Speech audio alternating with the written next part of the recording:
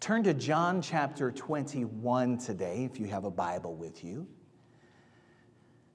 Now, we're in a series called Life in Focus, and we believe that God is dialing things up in our church. And you've already heard, we're out of this building because there's renovations happening to our church facility here, and we'll be at a different facility just a couple miles down the road. Won't really affect most of you at all, right? But we're a young church here, we're a growing church here, and if you want to be a part of something, this is a great place for your family to grow and experience church and High Point kids and the life. I realize you're not going to get lost in the crowd yet at our church. That isn't going to happen. But what you are going to do is get lost in family at this church. Do you hear what I'm saying? This is an incubator for growth for you right now, for serving, for learning to carry weight, for learning the scriptures and growing in foundations. And so what we're in right now in this series, Life in Focus, Jesus, our context, has risen already from the grave. We celebrated Easter a few weeks ago.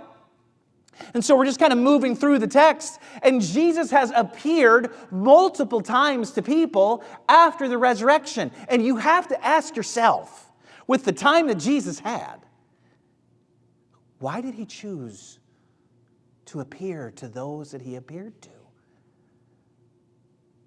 Why that person and not that person? There's only like a billion people that he could have appeared to. But he chose that one, and that one, and that moment. What did he want them to see? What was it that wasn't in focus that needed to be adjusted? And if they weren't seeing quite clearly there, is it possible that we may not be seeing that clearly now? What is it that God wanted them to see? What does he want us to see? You guys with me? Yeah. This past week, we had an earthquake here in Kennesaw. Some of you are like, what? Did anybody feel it? Yeah. It registered like a 4.1 or something like that. Not huge, but we're sitting in our living room, right? And all of a sudden my house starts to shake. And I'm like, wait a second. What's going on around here?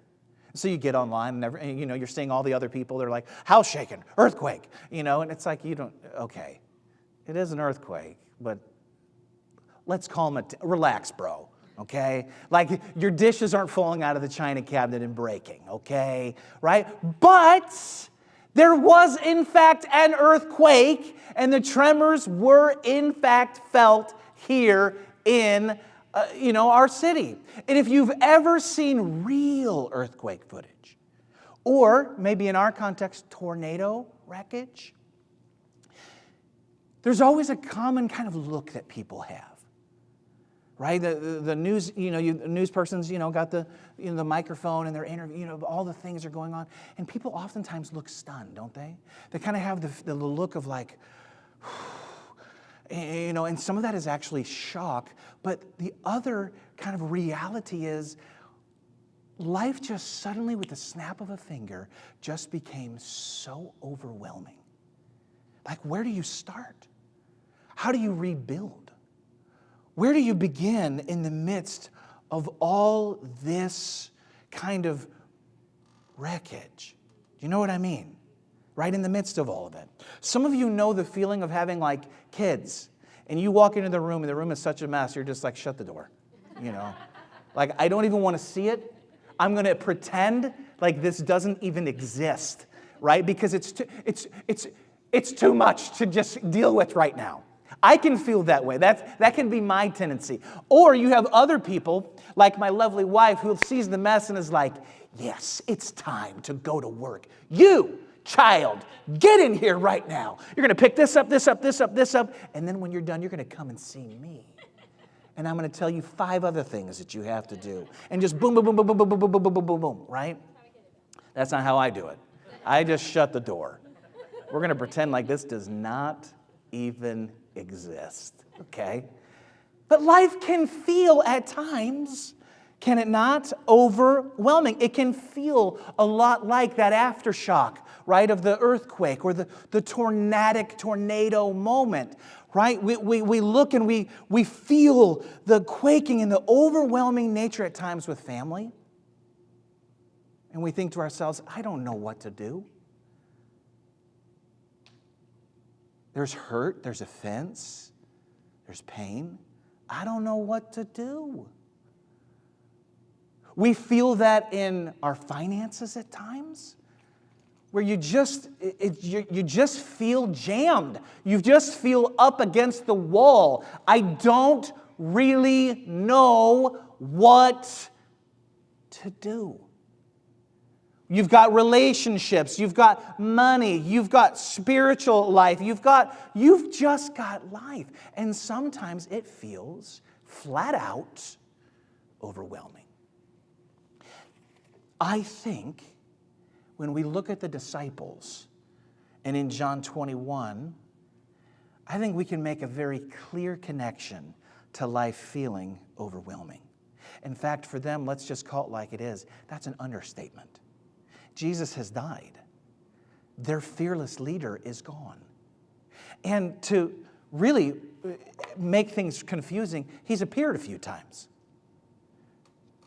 Okay, so you've given your life the past 3 years to ministry and people following Christ, and you're healing the sick and miracles are happening and Jesus is preaching, and you think also that you're about to step into a season where Roman oppression is about to be gone and Jesus is going to take the throne, right? You got this thing going on, it's on lock, and then Jesus is arrested, your fearless leader. He's crucified, he's dead, he's buried in the tomb. And to make matters worse, now they're hunting for you. Or at least you're experiencing persecution or the fear of being arrested. And then Jesus shows up and appears at 2 other instances, just poof, in the middle of a room. He meets with you. He's talking with you. Jesus that was dead is now alive, but he doesn't stay with you. He now leaves again. Do you have any idea what on earth is going on? The answer is no, you do not. It's upside down right now. Welcome to John 21.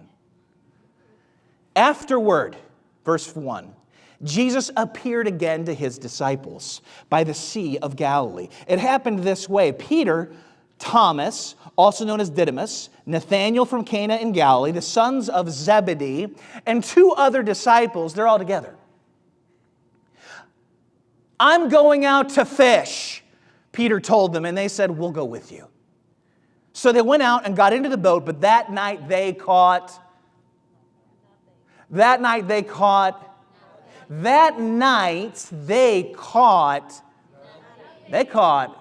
nothing. Nada. Zip. You like that? I do too. Nothing. Their best efforts contributed to a sum of 0. Okay. Let's get a little context here. When you're going through pain, when you're going through something difficult, one of the things that's very common for us is a therapeutic connection that I'm making for you. But you do this thing you call what's called reversion. You revert. And here's what I mean by that. If you're going through something difficult or painful, hardship, oftentimes, rather than like all of a sudden feeling compelled to start a new habit, right? Or suddenly you become more disciplined, right? Or newfound strength. No, more than not, when you're going through a hardship or a difficulty, you revert back to old patterns. Why do you revert back to old patterns? Because those are the things that feel comfortable. It's like the old stranger. You're like, well, welcome back. You know, I haven't seen you in a while. Come on in here. Let's spend some time together. Yeah. And so you revert back to things, maybe your old way of living or old way of thinking, old way of doing. That's why, right, addiction and pain are difficult cousins to have with each other. Because addiction can become a real challenge when people are going through hard times. Why? Because that's what we know. We're used to that thing, and it feels good, comfortable, and like a well-worn path. And so people who are doing so well with their health, all of a sudden they hit a bump, and what do they start doing? They start eating terrible again.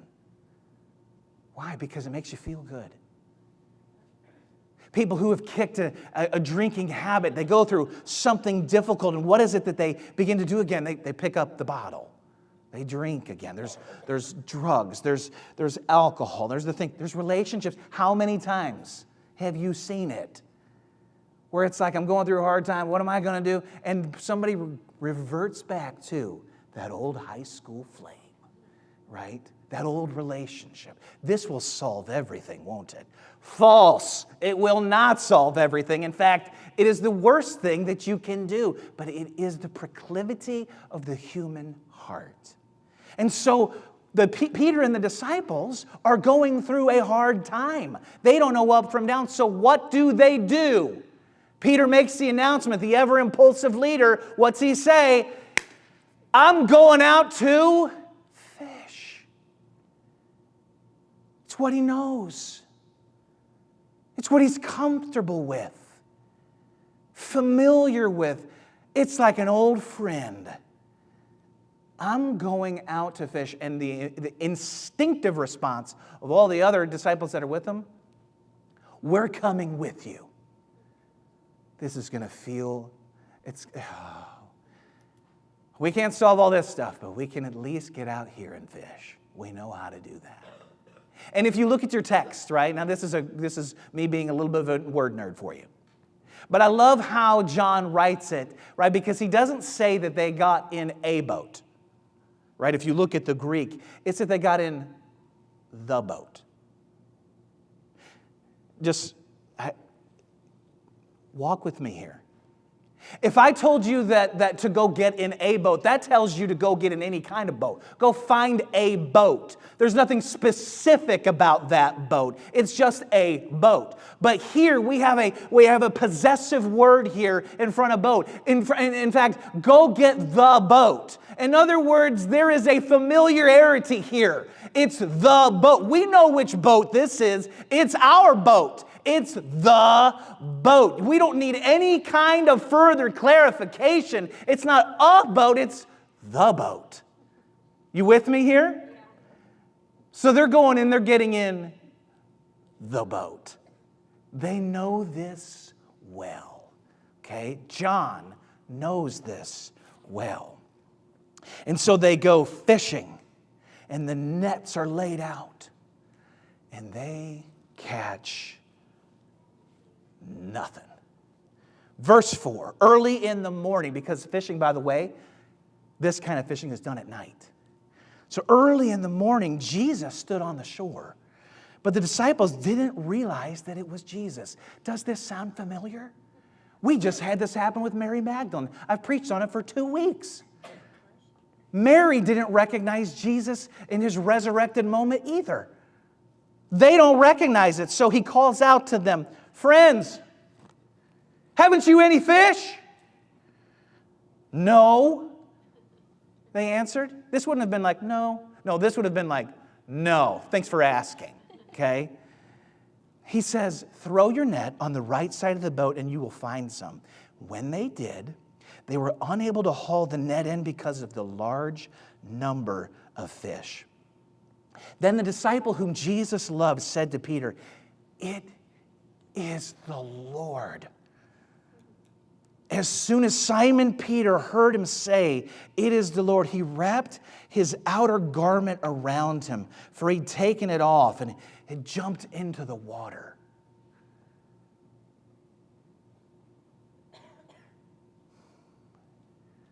They haven't caught anything. Jesus is on the shoreline. He's calling out to them. As you read further in the text, they're about 100, 150 yards away, about a football field away. Jesus is kind of, one of these, and have you caught anything? No. Try the other side. Okay. So they do. And the catch is so full, right? Filled with large fish. And Jesus asked them a question that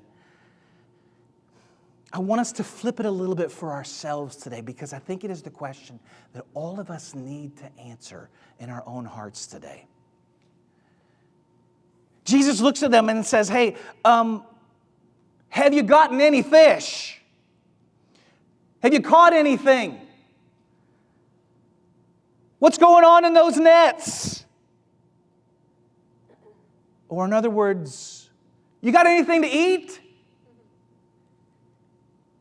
But it's not just a question. This is the kind of thing, when you read the Bible, you've got to put yourself in this story. You've got people who are desperate, who are panicking, who are stressed, who are anxious, who are confused, who are angry.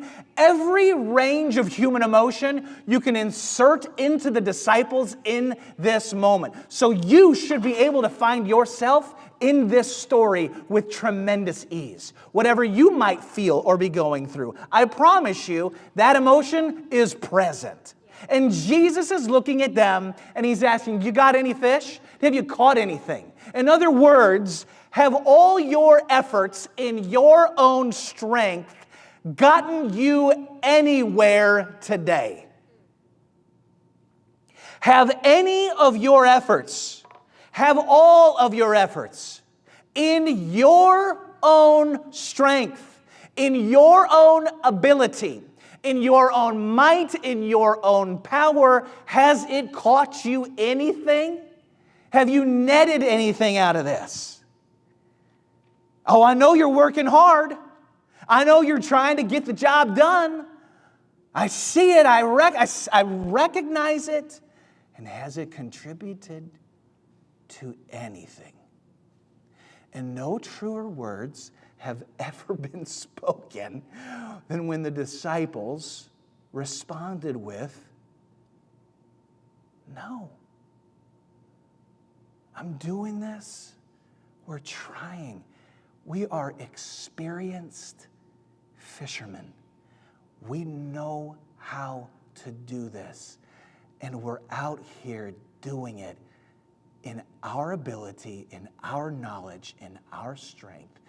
And it has contributed to nothing.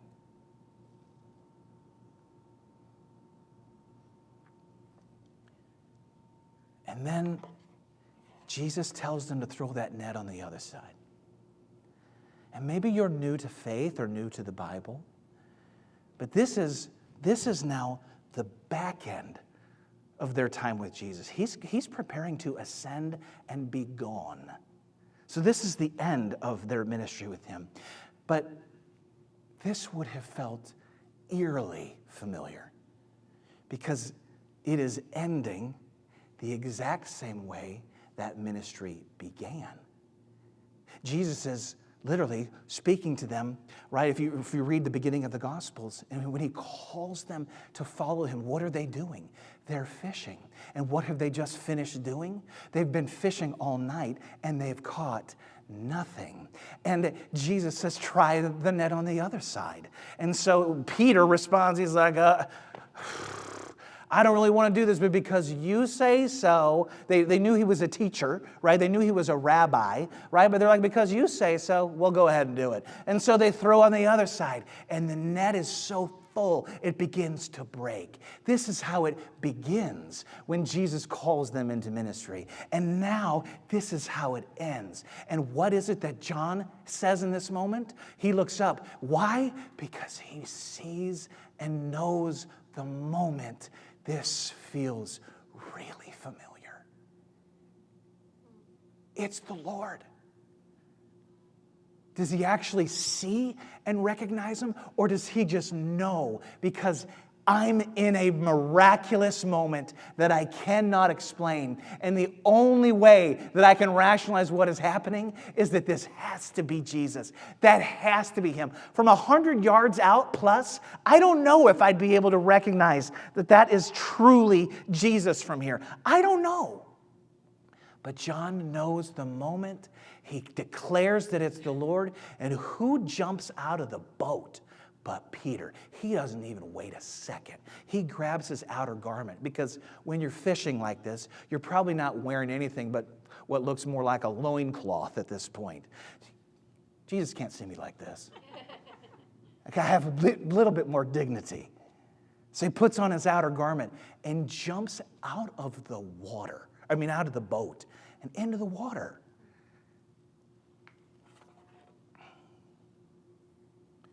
No hesitation, no calculation, just desperate, floundering pursuit. I wrote this down because I feel like it's important. Peter is not swimming to impress in this moment. Have you ever seen somebody flounder in water before trying to get to the shore? Have you ran in water recently? It's up to your knees. You look like a fool, floundering in water. There's zero dignity that you have trying to move quickly in water. It's awkward, right? You're literally, it's humiliating to try to move fast in waist-deep or knee-deep water. You're doing this action. The boat probably got there about the same time that Peter did, right? Because we know how this works. There's no impressing. There's no beautiful breaststroke here, right? Or backstroke or form. No. Peter is just so struck by the fact that it's Jesus that with zero calculation, no hesitation, give me my outer garment, I'm out of the boat, and I am moving as fast as I can to the shore to get to him. There's a desperation.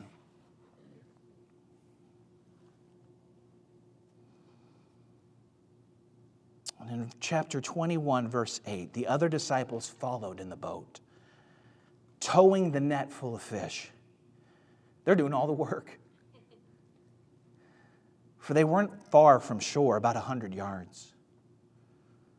When they landed, they saw a fire of burning coals there with fish on it and some bread. Jesus said to them, "Bring some of the fish you just caught." So Simon Peter climbed back into the boat and dragged the net ashore. It was full of large fish, 153. But even with so many, the net was not torn. Jesus said to them, "Come and have breakfast." None of the disciples dared ask him, "Who are you?" They knew it was the Lord. Jesus came, took the bread, and he gave it to them, and did the same with the fish. This was now the third time Jesus appeared to his disciples after he was raised from the dead.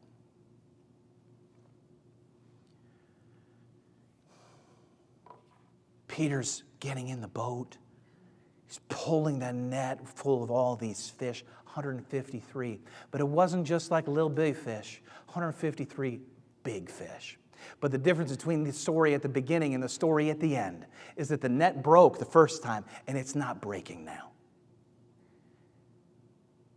And Peter's on the shoreline. We've got 6 or 7, I can't even remember the number, other disciples that are with him. It's not all of them. They're not all together here. But they're out of the boat. And Jesus is inviting them to gather around his little fire that he's put together. Now, some of you love to cook. I don't love to cook. It's not my favorite. Some of you are great at cooking. You're masterful in the kitchen. My head is off to you, okay? Seriously, it's a gift. For Mother's Day, in my house, I know every single year, one of the gifts that Amy desires is to not think about food at all in our house. Why? Because she does, and this isn't like sexist or gender specific, it's just she is a great cook. I handled the grilling, right? But even then, it's more the scheduling of the food that we're talking about in terms of what we're going to have. She'll say, hey, tonight you're grilling burgers, and I'll say, no problem. Right? And I am manning the grill, steak or burgers or whatnot, but I'm not looking and organizing what we're eating throughout the week, and I'm really not ever putting together that grocery list and all the things and the management of it. Do you understand the difference? Right? There is a mega difference here. And so Sunday after church and in the evening, she doesn't even want to think about food. Right? So it is now on my schedule. It's my prerogative to figure out, unless she's like, I want this pizza, you will get it from me. And I say, yes, I will. Happy Mother's Day. Anything else, my lady? Right? There's no questioning this. Right? So understand, we've got the disciples who are working hard. They've been working hard. And Jesus is inviting them to join him for breakfast. And I realize how almost trivial this can sound, but I don't want you to miss it. These men who are working their tails off, who are hurting, who are confused, who don't know up from down, who have a boat so full of fish they don't even know what to do with it. And they get on shore, and Jesus has already cooked them breakfast. They don't have to do a thing. And he's inviting them to join him. Guys,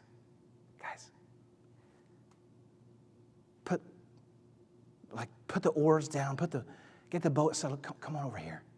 Sit down for a minute. I got breakfast going. Take your shoes off for a second. Take a deep breath. You don't have to think about a thing. I got this. Come and spend some time with me. Come and spend some time around this fire with me. You don't have to do anything. It's not your strength. It's mine. It's not your ability. It's mine. It's not your might. It's not your power. It's not your anything. You have one job.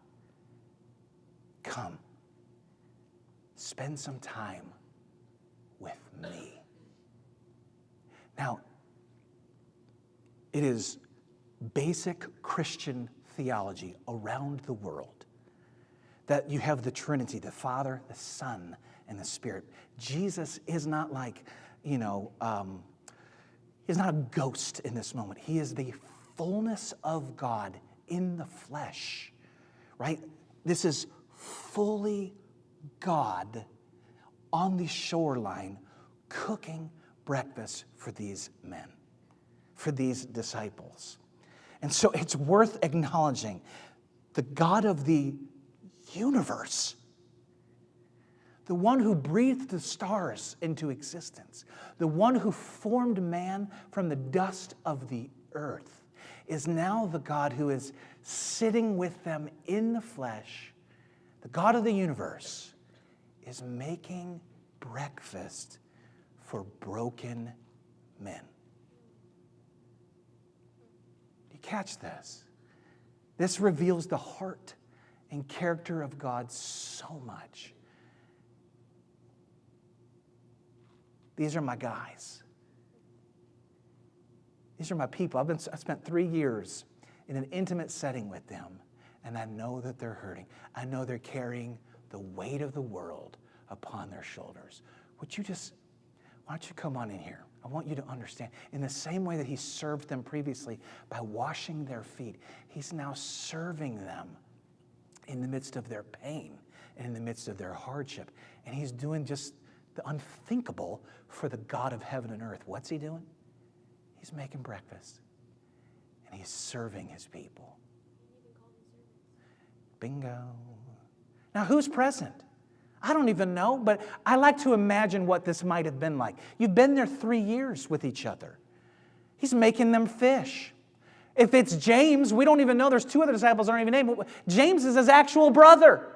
What if James is there, right? He would have known some things, right? Maybe he's prepping that fish exactly the way he knows James loves it, right? Because this is the kind of God that we serve, isn't it? He doesn't just do a little bit. He goes that extra mile, right? He's the one who takes you from glory to glory and from strength to strength and from might to might and from power to power. He doesn't just meet you, right, at subpar or at the minimum level. He goes above and beyond to bless you and minister to you and to draw you into relationship. Hey, I got you guys, come on in here, sit down. You know what, Peter, I got this prepped.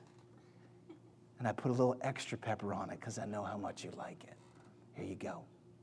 James, here's that hot sauce. I know how much you like this, and I didn't forget. This is the kind of God that we serve. The one who could snap his fingers and put a galaxy of stars into the sky is the God who's sitting, making breakfast, and inviting people to join him. Whew. If I'm one of these fishermen, I'm reminded of John 15, just a few chapters previously, where Jesus says to them, I am the vine, and you are the branches. If you remain in me, and I in you, you will bear much fruit. But apart from me, you can do nothing.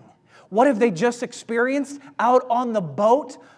Nothing. Apart from Jesus, they can't even catch anything. Apart from Jesus, the sum total of their efforts is nada, zero, zilch. It's nothing. And Jesus has just previously reminded of them that, where it's like, hey, I'm the vine. In other words, stay with me. Come into relationship with me. Join me around this little fire. Let's eat some breakfast together. This is how you remain strong. This is how you have might. And this is how you have true power. It's in your weakness that I am strong. This is who I am.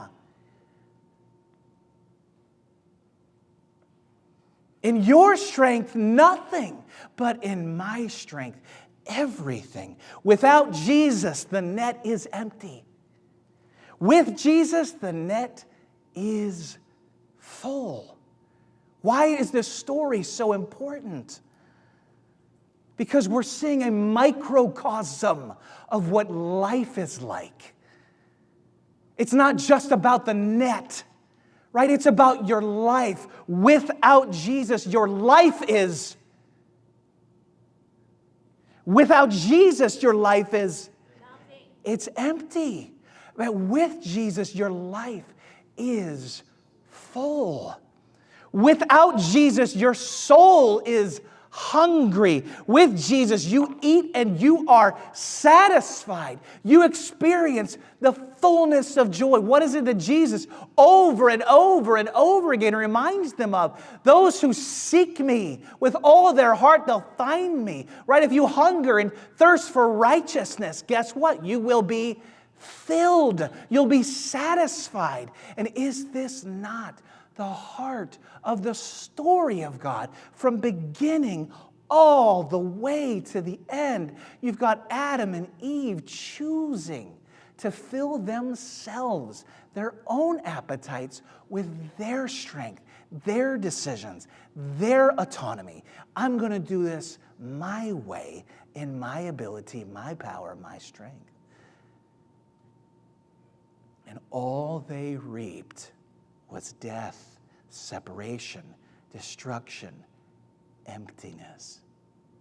And God's rescue mission from then all the way to this moment has been one of shaping His people to trust him, to go to him, to seek him. We see Israel. What do? We want to be like all the other nations. We want our own king. Okay, here we go again, right? And so God, he's shaping his people for them to grasp and understand what you need most is Jesus' presence himself. Join him at the campfire for breakfast and experience true relationship with him. Our story reminds us that we are not meant to live without Jesus. Plain and simple. It doesn't sound like rocket science, but you were not meant to live without him. Without him, emptiness. With him, fullness. That's where it starts. I'm not saying that there aren't tough decisions to be made. I'm not saying that there's not difficulties or hardships or all the things, right, that have to begin and things that you're praying through. And I'm not saying that there isn't places for therapists and counselors and all the things to get you through different spots and different times and different seasons. But none of it supersedes the single most important and significant truth, and that is that Jesus must and should be at the center of it all. Join him. Join his invitation. Seek him first. His kingdom first.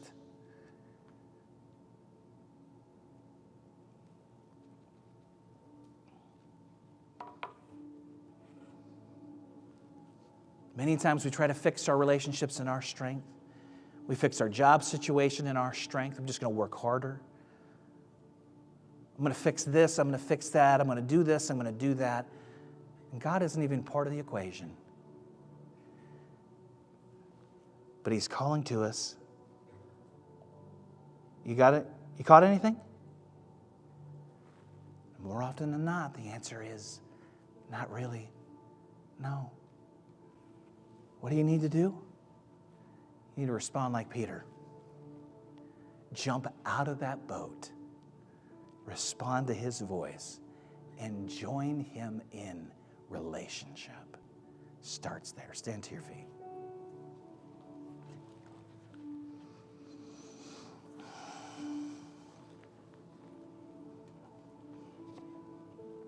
Right where you're standing, you may have some things in your own life where you're like, yeah, I've been putting this in front of God. I've been doing this in my own ability or strength. Maybe it's your parenting. It's easy to try to parent in your own power. Easy. Maybe you're trying to get by. Maybe you're feeling lonely and you're trying to take matters into your own hands. You might be single or divorced. You might be working through some things, but you're trying to accomplish and fix the hole in your heart in your own strength. What do? You give it to God in this moment. You join him in this moment and surrender. You might be trying to fix some financial problems, right? Don't do it in your own ability or your own strength. Bring it to him. Instead of holding on so tight, turn those hands and open them up. God, I give this to you. You have everything. Father, in this moment, we thank you for this story. We thank you for this account of Jesus on the beach, of Jesus on the shore, fixing breakfast, serving his fellow men, his fellow disciples, teaching them that it's not their strength, but it's his, and inviting them into relationship. And Lord, right now, we come to you with that same heart, God, a desperation. There are things that we are doing in our own strength and we don't want to anymore. And so we give it to you now. Right where you're standing, if there is something you need to give to God, do it. Right here, just whisper it to him. Take a deep breath, acknowledge it. Give it to him now. I'm giving you just a few seconds in this moment to respond. In quiet surrender to him.